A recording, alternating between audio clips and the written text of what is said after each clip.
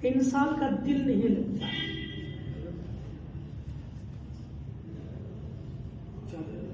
انسان کا دل نہیں لگتا. گھر میں ہے، پریوار کے ساتھ میں ہے، لیکن پھر بھی دل نہیں لگتا. کبھی آپ لوگوں کے ساتھ میں ایسا ہوا ہے؟ ذرا بولیں آپ لوگ، کبھی ہوا ایسا کہ بھئی سب کچھ ہے لیکن کبھی ایسا ہوتا ہے کہ دل ہی نہیں لگتا ہے؟ کبھی ایسا ہوا ہے؟ یہ تو سنتے ایسا ہوتا ہی ہے. اب اس وقت جب آپ کا دل نہ لگے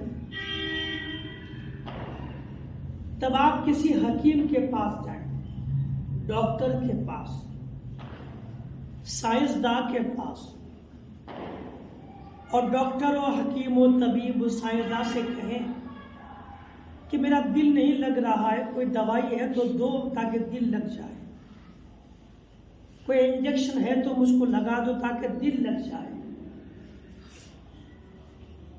اب بتائیں ڈاکٹر کا جواب کیا ہوگا؟ ذرا بولیں. دوائی دنیا میں کوئی ایسی دوائی بنی ہے جس کو کھانے سے دل لگ جائے؟ کوئی بنی ہے؟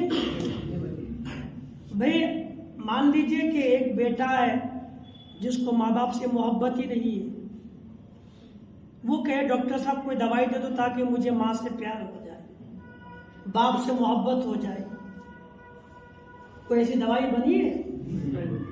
انسان بولتا نماز میں دل نہیں لگتا ہے، ہوتا ہے ایسا بھی ہے، نماز میں دل نہیں لگتا ہے. اب بڑ نگر نہیں، پورے MP میں جتنے ڈاکٹر ہیں، ہندوستان بھر کے ڈاکٹر کے پاس جائیں، کہیں ایسی گولی دے دو، دوا دے دو تاکہ وہ دوا کھاؤ تو نماز میں دل لگ جائے. ایسی کوئی دوائی بنی ہے؟ کسی کے پاس علاج ہے اس کا دل لگنے کا علاج؟ ذرا بولیں آپ لوگ.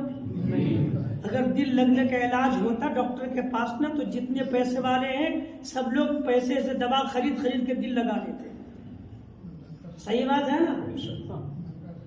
پھر کیا ہوگا؟ دل لگے گا کیسے؟ کس کے پاس دل لگنے کا علاج ہے؟ اگر دل نہیں لگتا ہے، اچاٹ ہو گیا ہے، دل بیمار ہے تو یاد رکھیں اس کا علاج ہے، اس کا علاج، لیکن ڈاکٹر کے پاس نہیں.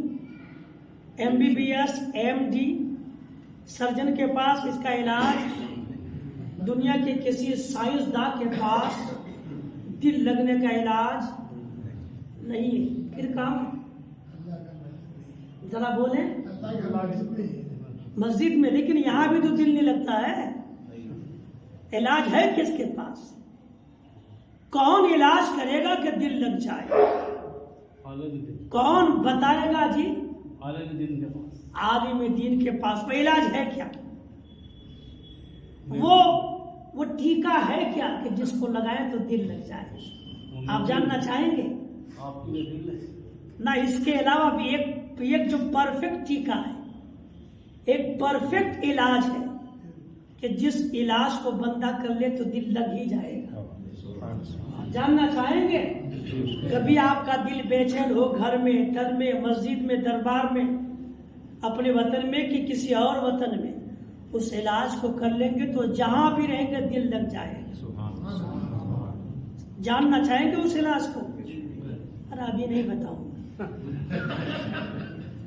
اب یہ تو میں کب بتاؤں گا، یہ وقت یہ آئے گا میں کب بتاؤں گا. لیکن ہاں اس علاج کا ذکر میں تو آپ کے سامنے کروں گا، لیکن علاج میرا بتایا ہوا نہیں. وہ نسخہ میں نے تیار نہیں کیا، وہ نسخہ کسی مفتی نے تیار نہیں کیا ہے. دل لگنے کے نسخہ کو کسی حکیم نے نہیں بنایا، کسی ولی نے بھی نہیں بنایا ہے. اس دل لگنے کے نسخہ کو خود خدا نے بنایا ہے. جی، دل لگنے کے نسخہ کو خود خدا نے دیا ہے. وہ نسخہ ہے کہاں پہ، ملے گا کس طریقے سے، یہ تو میں بتاؤں گا آپ کو. لیکن آپ کب تک بیٹھتے ہیں، میں آپ کا مزاج جانچوں گا پھر میں بتاؤں گا. ایسا ابھی آج ہو بھی سکتا، نہیں بھی ہو سکتا. یہ دل لگنے کا نسخہ ہو سکتا کل آپ کو بتاؤں، پرسوں آپ کو بتاؤں. اگر آپ اس نسخے کو حاصل کرنا چاہتے ہیں، تبھی آپ کا شوق ہے کہ آپ آئے بیٹھے اس نسخے کو حاصل ہے نا. اور یاد رکھیے یہ بالکل میں کوئی ہوا میں اڑنے والی بات نہیں کرتا. میں جس نسخے کو بیان کروں گا دل لگنے کے لیے نا دنیا بدل سکتی ہے لیکن وہ نسخہ بدل نہیں سکتا. زمین پھٹ سکتی ہے, آسمان جھڑ سکتا ہے, لیکن وہ نسخہ میں کبھی تبدیلی نہیں آ سکتی. وہ نسخہ اپنی جگہ بالکل اٹل ہے, اس کو لگا لیں گے دل لگ جائے گا انشاءاللہ. بتاؤں گا لیکن پہلے آئیے میں نے قرآن کریم کی ایک آیت تلاوت کی, پارہ نمبر 3 سورہ آل عمران رکوع نمبر 10 آیت نمبر 12. اللہ فرماتا ہے شہید اللہ انہ لا الہ الا هو والملائکۃ واولو العلم قائما بالقسط لا الہ الا هو العزیز الحکیم. کہہ دیں سبحان اللہ. ایک بار سبحان اللہ کہنے سے 10 نیکی ملتی ہے. اچھا اگر یہ سبحان اللہ قرآن کریم کی آیت ہے نا تو سین پڑھنے کے 10 نیکی, با پڑھنے کی 10 نیکی, ہا پڑھ سبحان سین با ہا الف نون سبحان الف لام لام اور ہا اللہ. کتنے الفاظ ہوئے, کتنے حرف ہوئے؟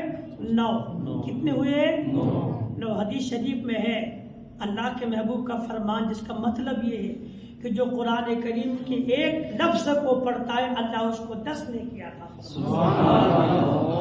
اور یہ بھی قرآن ہی سے پروف ہے. سورۃ الاعراف کی ایک آیت ہے, میں اسے کل بتاؤں گا, اس سے ہی پروف ہے کہ ایک نیکی کرنے سے خدا 10 نیکی عطا فرماتا ہے. اللہ کے محبوب کے فرمان کا مفہوم کہ ایک لفظ قرآن کا پڑھیں گے تو اللہ 10 نیکی عطا کرے گا. اور میں فرماتے الف لام میم ایک نہیں بلکہ الف الگ حرف ہے, لام الگ حرف ہے, میم الگ حرف ہے. گویا جو الف لام میم پڑھتا ہے خدا اس کو 30 نیکیاں عطا فرماتا ہے. اس حساب سے 9 حرف ہیں سبحان اللہ میں, تو ایک بار سبحان اللہ کہنے سے خدا 90 نیکیاں عطا فرماتا ہے. ہم لوگ کہاں ہیں؟ علم ہے, اس کو کہتے ہیں علم. اسے حاصل کرے تو زندگی میں بہار ہی بہار آئے گی. کہتے سبحان اللہ. یہ جو آیت ہم نے تلاوت کی نا اس کا مطلب یہ ہے شہید اللہ انہ لا الہ الا ہو, بے شک اللہ نے گواہی دی کہ اس کے سوا کوئی معبود نہیں. خدا نے کہا خدا کے سوا کوئی معبود نہیں, خدا نے گواہی دی. والملائکۃ اور فرشتوں نے گواہی دی. اولو العلم قائما بالقسط اور علم والوں نے انصاف سے کھڑے ہو کر گواہی دی. کیا کہ اللہ کے سوا کوئی معبود نہیں. یہ آیت اتری کب؟ یہاں ملاحظہ کریں, 2 احبار یہودیوں میں جو بڑے عالم ہوتے تھے, جو حکمت و دانا ہوتے تھے, انہیں احبار کہا جاتا ہے. یہودیوں میں سے جو بڑے عالم ہوتے تھے, ملک شام سے 2 احبار یعنی یہودیوں کے 2 بڑے عالم حضور صلی اللہ علیہ وسلم کے بارگاہ میں مدینہ منورہ آئے. جو میں کہہ رہا ہوں نا آپ نے زندگی میں کبھی نہیں سنا ہوگا, پہلی بار آپ جس کو سن رہے ہیں. تفسیر نہیں میں تفصیلی گفتگو ہے, کئی تفسیر میں یہ بات کا ذکر کیا گیا ہے. خود جناب سید علامہ نعیم الدین مراد آبادی رحمۃ اللہ تعالیٰ علیہ نے کنز الایمان کے حاشیے میں اس کو لکھا ہوا ہے. فرماتے ہیں کہ ملک شام سے 2 احبار یہودیوں کے بڑے بڑے عالم مدینہ منورہ آئے حضور صلی اللہ علیہ وسلم کی بارگاہ میں سرکار کی زیارت کو. تو جب وہ شہر مدینہ آئے نا, تو جب مدینہ منورہ کو دیکھا انہوں نے شہر مدینہ کو, تو ایک دوسرے سے کہنے لگے ارے اس شہر کی نشانیاں تو وہی ہے جو ہم نے توریت میں پڑھی ہوئی ہے. یعنی نبی آخر الزماں جس شہر کو اپنا مسکن بنائیں گے اس کا ذکر آسمانی کتاب میں پہلے بھی آ چکا ہے. انہوں نے کہا جو ہم نے کتابوں میں پڑھا ہوا ہے نا, جو ہم نے کتابوں میں پڑھا ہوا ہے وہ نشانیاں جو ہم نے پہلے پڑھی تھی وہ تمام نشانیاں اس شہر کی تو نظر آ رہی ہے نا. وہ سب ساری نظریہ, وہ کھجور کے باغ باغیچہ, وہ بڑے بڑے کھجور کے پیڑ, اور جو نشانیاں ہم نے کتاب میں پڑھی تھی وہ تو یہی شہر ہے جس میں نبی آخر الزماں یہاں موجود. وہ لوگ آئے, پھر سرکار کے بارگاہ میں تشریف لائے. انہوں نے سرکار دو عالم کے چہرے و دعا کے زیارت کی. سبحان اللہ. سرکار کے چہرے پاک کو دیکھا نا تو کہنے لگے یہ تو وہی نبی ہے جس کو توریت و انجیل وغیرہ میں نبی آخر الزماں کہا گیا ہے نا. انہوں نے کہا کہ یہ تو وہی نبی ہے، اللہ کے مقدس نبی ہے جن کا ذکر ہم توریت میں پڑھ چکے ہیں. تو وہ نبی کے بارگاہ میں اور آ کر کے کہنے لگے، جب سرکار کے چہرے پاک کو دیکھا نا تو کہنے لگے کیا آپ کا نام محمد ہے صلی اللہ علیہ وسلم؟ تو سرکار نے کہا میرا نام محمد ہے. پھر کہا کہ آپ کا نام احمد ہے؟ نبی نے کہا میرا نام احمد ہے. ہمارے نبی کے دو ذاتی نام، صفاتی نام بھی بہت سارے ہیں، 99 کا بھی ذکر ہے، 1000 کا بھی ذکر ہے.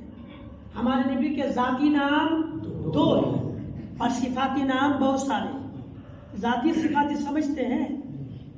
اس کو میں سمجھا دوں، آپ کو سمجھیں گے، یہ بھی علم ہے. آپ کا نام کیا ہے؟ فیروز خان. آپ کا نام نعیم الدین. نام نعیم الدین ہے، نام فیروز خان ہے، لیکن محلے میں مشہور ہے، دیالو ہے، یہ سخی ہے، یہ بہت بڑے کریم ہے، یہ مہربان ہے. کہیں گے نا وہ سیٹھ کا ہے، سیٹھ نعیم الدین. اچھا وہ نعیم الدین سیٹھ صاحب، نام تو نعیم الدین ہے لیکن مشہور کس سے ہیں؟ سیٹھ صاحب سے. ان کو لوگ کہتے ہیں کہ وہ بڑے بھائی یا مالک. کون مالک؟ فیروز صاحب. اچھا وہ مالک ہے، نام فیروز ہے لیکن مشہور کس سے؟ مالک سے. نام نعیم الدین ہے، مشہور کس سے؟ سیٹھ سے. تو ذاتی نام ہے نعیم الدین، صفت نام ہے سیٹھ. یعنی انسان ذات نہ ہو، وہ جو ان سے جو کام ہو جائے، جن چیزوں سے وہ مشہور ہو جائے، ان کو صفت کہا جاتا ہے. رحم کرنا صفت ہے، کرم کرنا صفت ہے، سیٹھ ہونا صفت ہے، دیالو ہونا صفت ہے، سخی ہونا صفت ہے. اصلی نام نعیم الدین ہے، اصلی نام فیروز. یہی نام ذاتی جو نام رکھا جاتا ذات کے لیے وہ ذات ہے، لیکن پھر کرم نوازیوں سے، دیالوں سے، سخاوت سے، کرم نوازیوں سے، مہربانیوں سے، عطاؤں سے جو مشہور ہو. ہمارے نبی کا نام کریم بھی ہے، نبی کا نام رؤوف بھی ہے نا، ہمارے نبی کا نام رؤوف بھی ہے، ہمارے نبی کا نام محی بھی ہے. ہمارے نبی کے ایسے بہت سارے نام ہیں. قاسم نام ہے نبی کا، بانٹنے والا، عطا کرنے والا ہے نا. غوث اعظم کا نام عبد القادر ہے لیکن مشہور ہے محی الدین سے. غریب نواز کا نام حسن ہے، مشہور ہے غریب نواز سے. ذاتی نام حسن ہے، صفت غریب نواز ہے. ذاتی نام عبد القادر ہے، صفت محی الدین ہے، اس سے مشہور ہے. ایسے ہمارے نبی کے نام 2 ذاتی نام ہیں، ایک ہے محمد، ایک ہے احمد. علماء فرماتے ہیں کہ سرکار کا آسمانی نام احمد ہے، آسمانی نام اور زمینی نام محمد ہے. جس طرح ہم دنیا اور زمین والے نبی کو محمد نام سے پکارتے ہیں، جانتے ہیں، ایسے آسمان کے فرشتے نبی کو احمد کے نام سے جانتے ہیں. تو وہ دونوں آئے، وہی احبار یہودی بڑے عالم، کہا آپ محمد ہیں؟ نبی نے کہا. آپ کا نام احمد ہے؟ سرکار نے کہا. تب انہوں نے کہا کہ ہم آپ سے ایک سوال کرتے ہیں، ایک بات پوچھتے ہیں، اگر آپ جواب دے دیں گے ٹھیک ٹھیک نا تو ہم آپ پر ایمان لے کر کے آئیں. نبی نے کہا پوچھو. تو انہوں نے کہا کہ کتاب اللہ میں، اللہ کی کتاب میں سب سے بڑی گواہی کیا ہے؟ سب سے بڑی گواہی کتاب اللہ میں سب سے بڑی گواہی کیا ہے؟ جب انہوں نے سوال کیا اسی وقت اللہ تبارک و تعالیٰ نے قرآن کریم کی اس آیت کو نازل فرمایا. سبحان اللہ. یہی شہید اللہ انہ لا الہ الا هو والملائکۃ واولو العلم قائما بالقسط لا الہ الا هو العزیز الحکیم. اس کے سوا کوئی معبود نہیں ہے، وہ عزت والا اور حکمت والا ہے. یہ آیت اتار دی، اللہ کے نبی نے اس کو پڑھ دی، تلاوت کر دی، انہوں نے سنا، اس وقت نبی کے ہاتھ پہ ایمان لے کر کے. سبحان اللہ. اس پوری آیت کے، اس پوری روایت کے بتانے کا مطلب کیا ہے؟ ایک پوائنٹ ہے، اولو العلم، علم والے. گواہی کس نے دی؟ اللہ نے. گواہی کس نے؟ فرشتے نے. اور زمین میں گواہی کس نے دی؟ تو قرآن نے کہا اولو العلم، علم والے. قائما بالقسط، انصاف سے کھڑے ہو کر، یعنی انصاف سے ہو کر کے انہوں نے گواہی دی.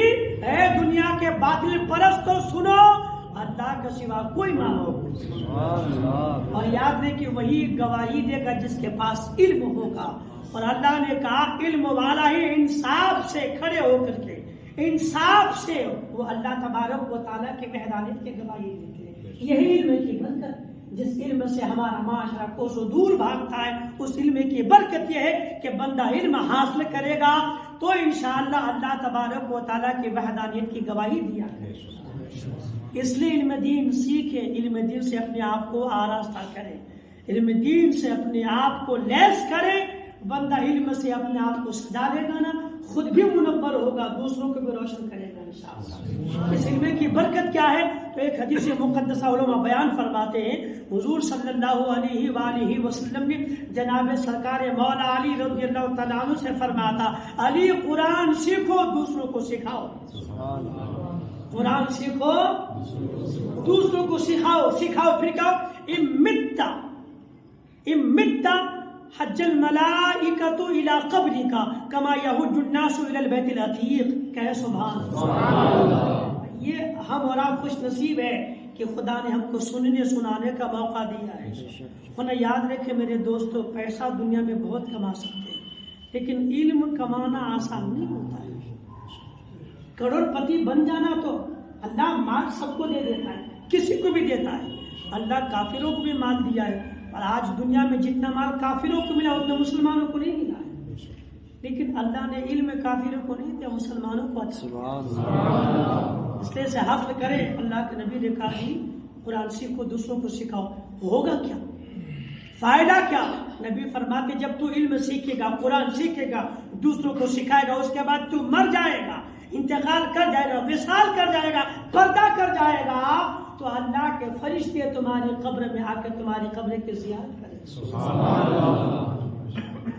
اللہ کے نبی نے کہا ہے کہ فرشتے تمہارے قبر کی حج کریں گے، یعنی طواف کریں گے. جب تو قرآن سیکھے گا، دوسروں کو سکھائے گا، تو اللہ کے فرشتے تمہارے قبر کی زیارت کریں گے، طواف کریں گے. کس طرح سے؟ کما یحج الناس الی البیت العتیق، جیسے کہ دنیا کے لوگ کعبہ شریف کے گھر کا طواف کیا. اللہ کے گھر کا طواف کرتے، پرانے گھر یعنی کعبہ شریف کا. یعنی جب کوئی بندہ علم سیکھتا ہے، دوسروں کو سکھاتا ہے نا، تو فرشتے ان کی قبر کی زیارت کو آیا کرتے ہیں. یہ رتبہ مقام و منصب اللہ نے علم والوں کو عطا فرمایا.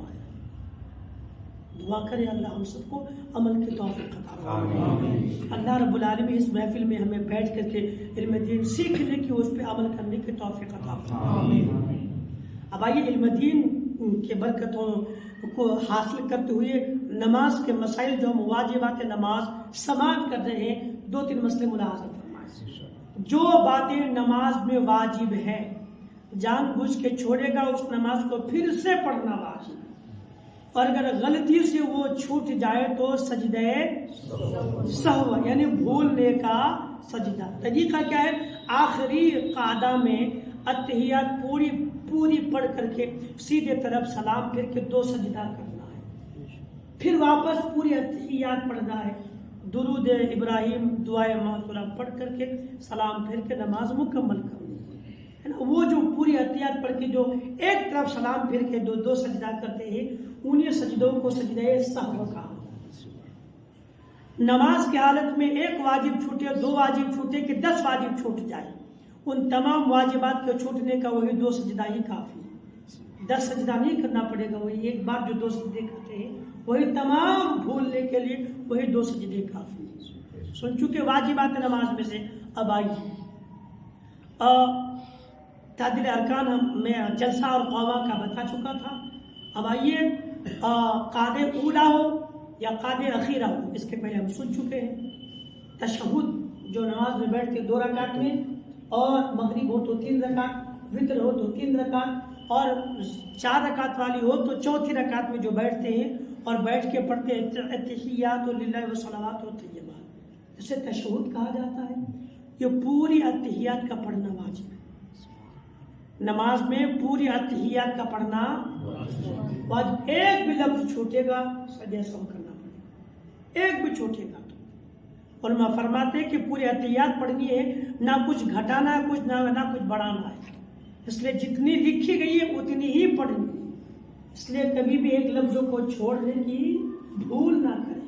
ورنہ آپ چھوڑتے رہیں گے اور ایسے نماز کا پھر سے پڑھنا واجب ہوتا رہے گا اور آپ نہیں ادا کریں گے، گنہگار ہوتے رہیں گے۔ اس لیے پوری احتیاط کو یاد کریں۔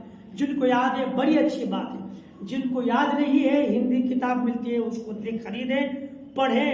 پڑھنا نہیں آتا ہے تو آپ ہمارے پاس آئیں، ہم سے سیکھیں، ہم آپ کو یاد کرا دیں۔ پوری احتیاط التحیات للہ والصلوات والطیبات السلام علیک ایھا النبی ورحمۃ اللہ وبرکاتہ السلام علینا وعلی عباد اللہ الصالحین اشہد ان لا الہ الا اللہ واشہد ان محمد عبدہ ورسولہ۔ یہ پورے کا پورا کا پڑھنا واجب ہے، اس لیے اگر یاد ہے تو بہت اچھی بات، نہیں یاد ہے تو اس کو یاد کر لیں، ہے نا۔ دوسرا مسئلہ، اگر آپ نماز فرض پڑھتے یا واجب پڑھتے یا سنن رواتب جس کو سنت مؤکدہ کہا جاتا ہے وہ پڑھتے، اس کا مسئلہ ایک ہے۔ سنت غیر مؤکدہ پڑھتے یا نفل پڑھتے تو ان کا مسئلہ ایک ہے۔ سنت غیر مؤکدہ عصر میں جو ہم 4 رکعت سنت پڑھتے پہلے، وہ سنت غیر مؤکدہ، اس کا مسئلہ تھوڑا الگ ہے، ہم اسے کل بتائیں۔ عشاء میں جو 4 رکعت سنت پڑھتے ہیں فرض کے پہلے، یہ بھی سنت غیر مؤکدہ ہے۔ عصر والی سنت، عشاء والی سنت دونوں ایک ہے، ان دونوں کا حکم ایک ہے۔ ظہر میں 4 پڑھتے ہیں سنت پہلے، اس کے بعد فرض کے بعد 2 پڑھتے ہیں، فجر میں پہلے 2 سنت پڑھتے ہیں، مغرب میں فرض کے بعد 2 سنت پڑھتے ہیں، عشاء میں فرض کے بعد 2 سنت پڑھتے ہیں، جمعہ میں جمعہ کے فرض کے پہلے 4 رکعت پڑھتے ہیں، فرض کے بعد پھر 4 اور 2 پڑھتے ہیں۔ یہ تمام سنت مؤکدہ، سنت مؤکدہ ہے۔ سنت مؤکدہ واجب جیسے وتر واجب عشاء میں پڑھتے ہیں، اور فرض ان کا مسئلہ یہ ہے کہ اگر آپ پہلی اتحیات پڑھ رہے ہیں، پہلی اتحیات پڑھتے ہیں جس کو قاد اولا کہا جاتا ہے اور یہ واجب ہے نا، تو اس 2 رکعت میں بیٹھنے کے بعد آپ کو پوری اتحیات پڑھنی ہے اور صرف اتحیات پڑھ کے آپ کو کھڑے ہو جانا ہے۔ صحیح بات ہے؟ سمجھ میں آ گیا؟ یہ ہوتا ہے نا، غلطی کیا ہے کہ کبھی آپ، یہ اکثر ہو سکتا ہے، پاسبل یہ ہو ہی جاتا ہے لوگوں سے کہ آپ پڑھ رہے ہیں اتحیات للہ والصلوات والطیبات، یہ پوری اتحیات پڑھتے ہیں، لیکن کبھی بھول سے آپ نے پڑھ دیا اللہم صلی علی سیدنا، اللہم صلی علی محمد کما صلیت علی سیدنا ابراہیم، ہے نا۔ خالی اللہم صلی علی تک پڑھے تو چھوٹے، لیکن اللہم صلی علی محمد پڑھ دیے تو مسئلہ ہوتا ہے، اللہم صلی علی سیدنا پڑھ دیے تو مسئلہ ہوتا ہے، یا پورا درود ابراہیم پڑھ دیے تو مسئلہ ہو جائے گا۔ دوسری رکعت میں جب بیٹھتے ہیں جس میں 3 رکعت ہے، جس میں 4 رکعت ہے، اور یہ فرض ہے، واجب ہے، سنت مؤکدہ ہے، اس میں اگر آپ 2 رکعت میں جس میں صرف اتحیات پڑھ کے کھڑا ہونا تھا، اس میں بھول سے اگر آپ نے اللہم صلی علی سیدنا یا اللہم صلی علی محمد پڑھ دیا، اس کے بعد یاد آیا کہ اس کو کھڑا ہونا تھا بقیہ 2 رکعت یا 1 رکعت کو ادا کرنے کے لیے، تو میں تو یہ بھول سے پڑھ دیا۔ اب علماء فرماتے کہ دوسری رکعت میں اتحیات کے بعد درود ابراہیم کا اتنا حصہ پڑھ دینے سے سجدے سے واجب ہو جائے، ہے نا۔ اب آپ سروے کریں شاہ جلال پورہ میں، عوام میں، پبلک میں کتنوں کو پتہ ہے یہ بھول ہوتی ہے تو کتنی اصلاح کرتے ہیں، ہے نا۔ آج آپ کو سمجھ میں ہے کہ ہم لوگ 50 سال سے کون سی دنیا میں رہ رہے تھے، ہے مسئلہ۔ اب ایک مسئلہ اور سن لیجیے، اگر کوئی جان بوجھ کے پڑھتا ہے کہ نہیں مجھ کو پڑھنا چاہیے اللہم صلی علی محمد، تب تو نماز پھر سے پڑھنا ہی واجب ہے۔ اب سجدے سے کام نہیں چلے گا، چلا گیا وہ پوائنٹ جو تھا وہ ختم ہو گیا، اب اس سے کام نہیں چلے گا۔